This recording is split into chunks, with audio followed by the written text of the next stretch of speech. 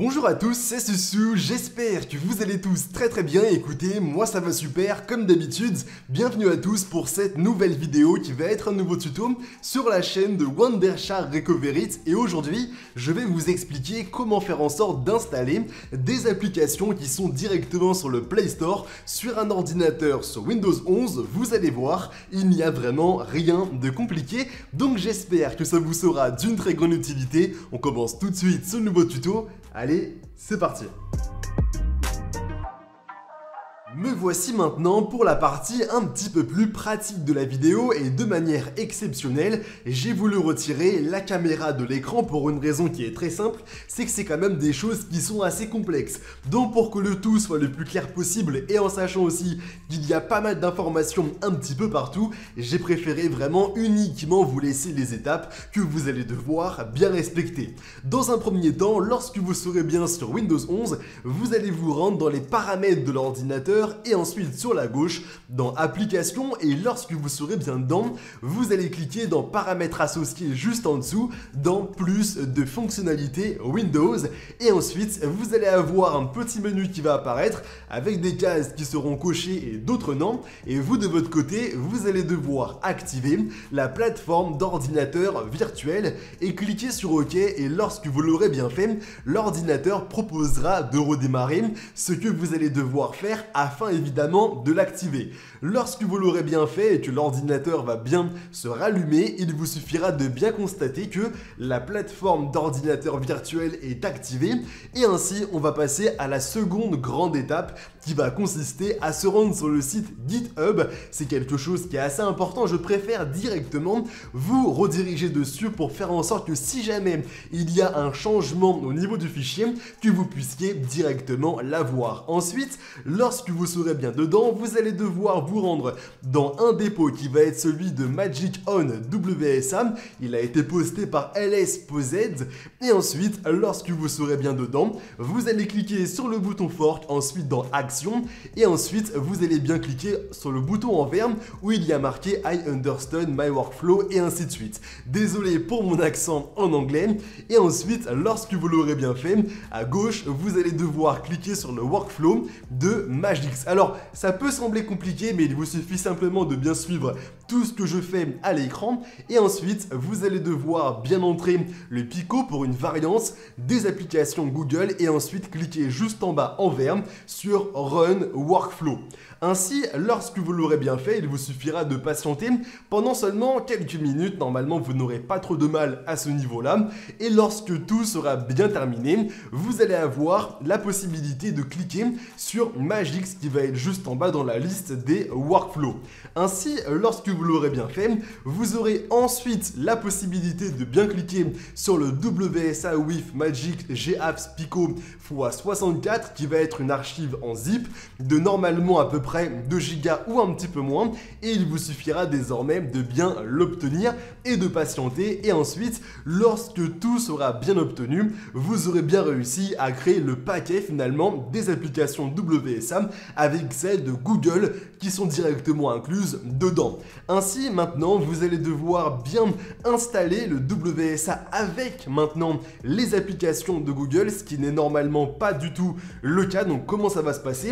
Il vous suffira de vous rendre dans les paramètres de l'ordinateur sur Windows 11, dans Applications, Applications et Fonctionnalités, et normalement, si vous avez bien activé l'ordinateur virtuel, vous aurez une nouvelle chose qui va apparaître et qui va être le Windows Subsystem for Android, et vous allez devoir cette fois-ci bien la désinstaller. Ensuite, lorsque ceci sera bien fait, vous allez vous rendre encore une fois sur Windows 11 dans les paramètres confidentialité et sécurité, espace développeur, et vous allez devoir activer le mode de développement.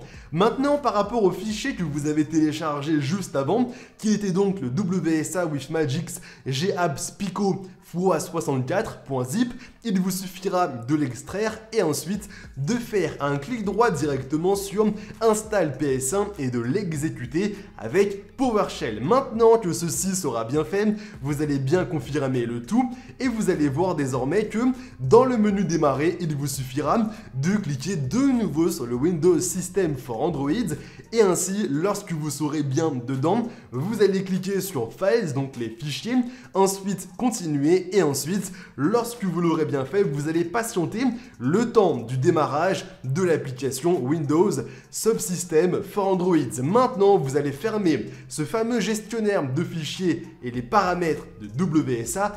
Et cette fois-ci, c'est enfin terminé, vous avez réussi à obtenir le Google Play Store, qui est donc le service de Google avec tous les autres services qui sont désormais sur votre PC Windows 11. Vous l'avez vu, il n'y a pas vraiment quelque chose de compliqué et il vous suffit simplement de désormais bien vous connecter à votre compte Google et ainsi pour obtenir toutes les applications que vous souhaitez sur votre PC. Avant de vous quitter les amis, j'aurais aimé vous parler d'un outil qui peut s'avérer très intéressant au quotidien. Ça ne prendra qu'une seule minute, mais surtout il peut vous être utile et vous sauver la mise dans de très nombreuses situations. Cet outil, c'est Wondershare Recovery qui est fonctionnel aussi bien sur Windows 10 que sur Windows 11 et il vous permet de récupérer des fichiers qui sont perdus ou supprimés de manière définitive d'un PC.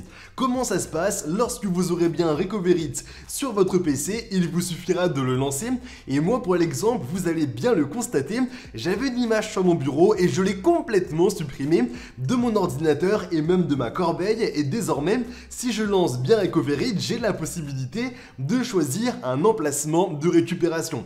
Ça peut être le bureau, un dossier spécifique, mais aussi un emplacement externe comme notamment une clé USB, une carte SD et un disque dur externe, mais aussi la corbeille même si vous l'avez supprimé de manière définitive et c'est exactement moi ce que je vais faire de mon côté et ainsi lorsque vous aurez bien choisi l'emplacement de récupération qui vous intéresse, il vous suffira de cliquer en bas à droite sur la récupération. Vous allez avoir un chargement plus ou moins long. Ça va dépendre de l'ancienneté du PC mais aussi du nombre de fichiers qui sont passés sur l'ordinateur. Moi de mon côté, sur ma corbeille par exemple, j'ai évidemment énormément de fichiers qui sont passés par là, même si mon PC a seulement 6 mois et vous allez voir que à la fin du chargement, je vais avoir non pas des milliers, non pas des dizaines de milliers, mais carrément des centaines de milliers de fichiers qui vont être retrouvés et ainsi, lorsque tous les fichiers seront bien retrouvés, j'aurai simplement à choisir celui qui m'intéresse et évidemment, si exactement comme moi vous avez beaucoup de fichiers, vous avez une barre de recherche disponible juste en haut afin d'affiner vos recherches et de choisir vraiment celui qui vous intéresse et ainsi de le sélectionner et de cliquer sur récupérer et ainsi vous allez voir qu'il sera bien directement sur votre PC, ce qui est quand même intéressant si vous avez notamment supprimé des fichiers par erreur PowerPoint, Photoshop, que vous avez travaillé plusieurs heures dessus,